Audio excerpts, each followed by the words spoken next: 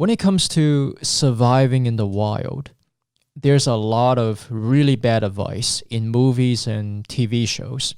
So we did the research, and in this video, we're going to dispel some of these famous myths that many people believe. Yeah, absolutely. And let's get started with myth number one. Personally, one of my favorite myths. If you're in the water and a shark is about to attack you, just punch it in the nose and it'll run away. Oh my God. Yeah, one of ridiculous. the most ridiculous myths out there. First and foremost, a great white shark weighs up to 1,100 kilos. You as a human being, you don't weigh anywhere close to that. And keep in mind, when you're in water, your punching speed is cut in half. You can only punch half as fast as you can when you're on land.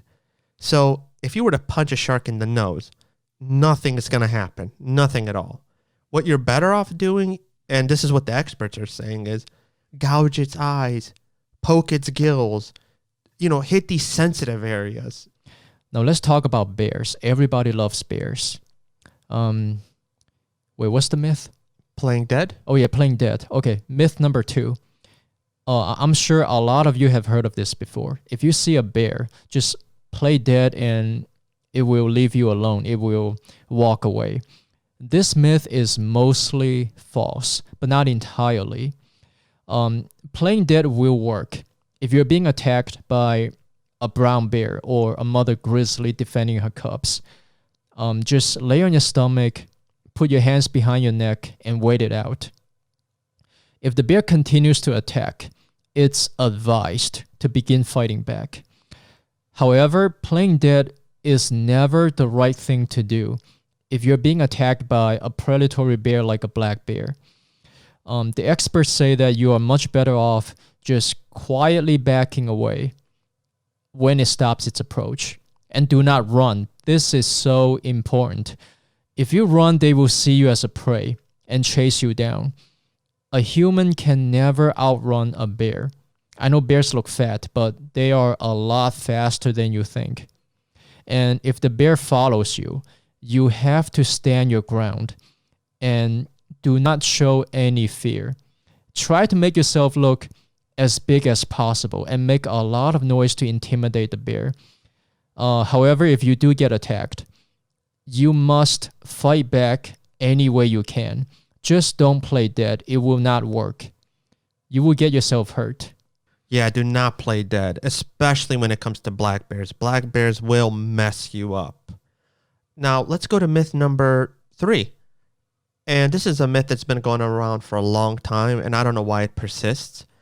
If you're stuck in the middle of the desert and you're dehydrated, just break open a cactus and drink some cactus fluid for water, and you'll survive. Yeah, I've heard of this many times. Yeah, this is totally wrong, and 99.9% of people will get this one wrong.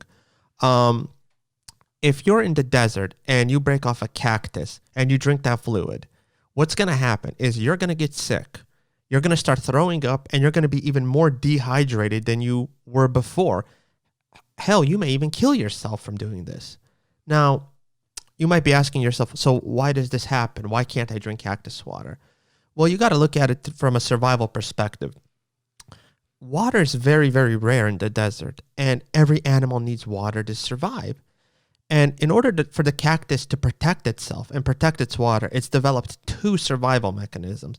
1, its thorns, obviously, and 2, it has these acids. In its flesh, and these acids seep into the water and make the water basically undrinkable. That's what makes you sick. To be fair, there are a few cactuses that you might be able to drink from, but unless you're an expert at identifying which cactuses are safe to drink from and which ones aren't, I would not do this. The majority of people will get it wrong, and they will just basically kill themselves from drinking cactus fluid. Yeah, what people need to realize is that plants are just like animals. They want to live. They want to survive. And they don't want anybody to eat them. So they have their own ways of protecting themselves. Now, myth number 4. If you ever get lost in the wild, you need to look for a food supply first. This is very, very wrong because what you need to do first is find a shelter and a water source, because humans can live up to 6 weeks without any food, but a human can only live about a week without any water. So always try to find a shelter and a water source first. Yeah, water is so much more important than food.